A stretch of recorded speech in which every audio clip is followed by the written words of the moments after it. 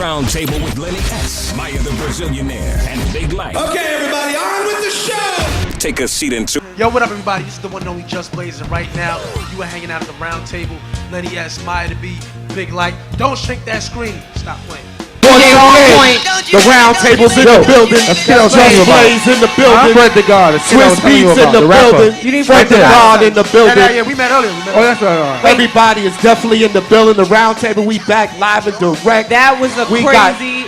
Super producers in the house. Just Blaze is in the building right now. We just heard Saigon Come On Baby, which is definitely an exercise record that I go when I kill the Stairmaster. Lenny, I was speaking to Corey, man. Saigon want to come back, baby. I know, right?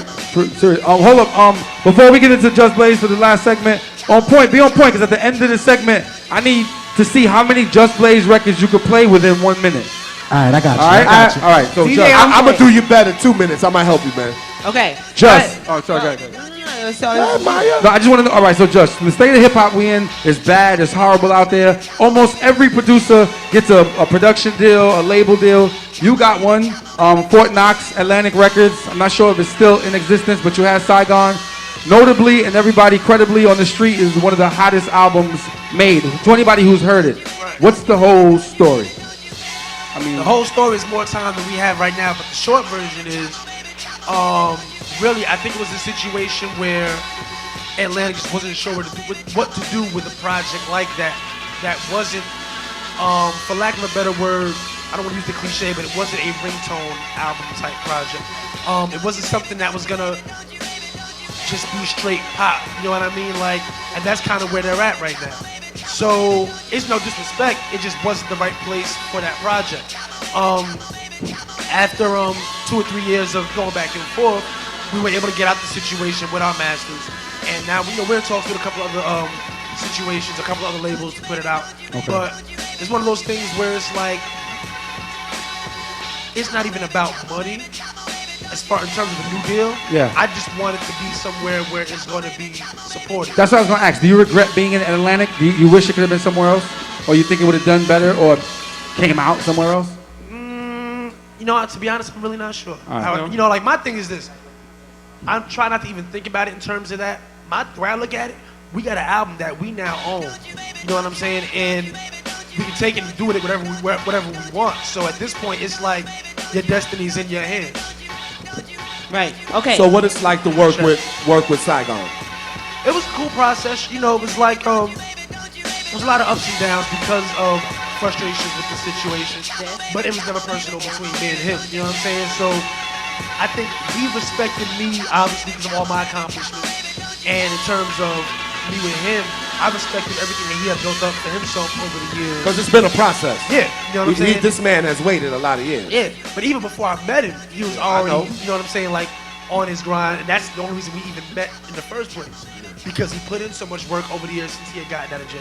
So it was kind of like just, mutual respecting. Once you mutually respect each other. Well, the rumor is y'all got an incredible album, man. Yeah, it's a really good album. Let's talk about the R&B records that people don't know that you've done. Let's talk about the Usher record, incredible. The Christina Aguilera record. Right. What's it like? Like, how do you go about those placements as opposed, No, it's no different. No? It's no different from anything else I do. I may have to curtail things to a certain degree because now you have to leave room for a singer. So like you might not have a singer singing over Come On Baby. Right. You know what I mean? So obviously I'm not gonna go that direction with something like that. Keep it a little bit simpler, a little bit lighter, and more accessible to the ear. Not watering it down, it's just taking it in a different direction. You know what I mean? And the good thing about R&B is, besides the fact that they pay well and they pay on time, is just the fact that generally it's a much more relaxed environment and a little less ego to deal with sometimes when you're dealing with rappers.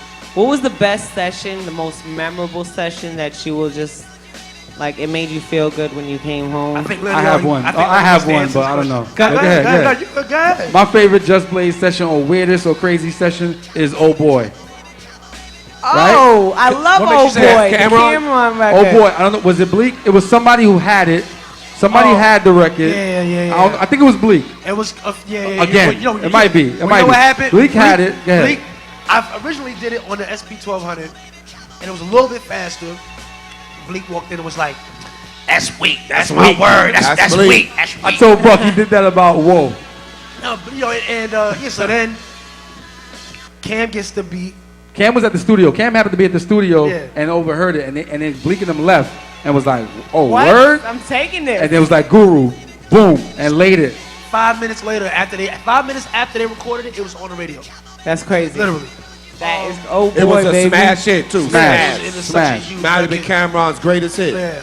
Another interesting story like that is Pump It Up was actually Right. supposed to be for Beans and Freeway. Right? I was just trying to get them to do that to follow up Rock the Mic. And they just kind of looked at it like, word?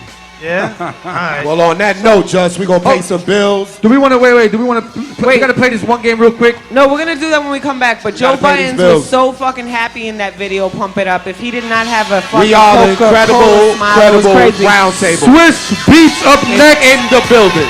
Just Blaze is here. That screen. On Point TBM, holla at me. Yo, what up, everybody? This is the one and only Just Blaze, and right now, you are hanging out at the round table. Lenny S, Maya to be, Big Lite. Don't shrink that screen. Stop playing. Roundtable with Lenny S, Maya the Brazilianaire, and Big Lite. Okay, everybody, on with the show. Take a seat and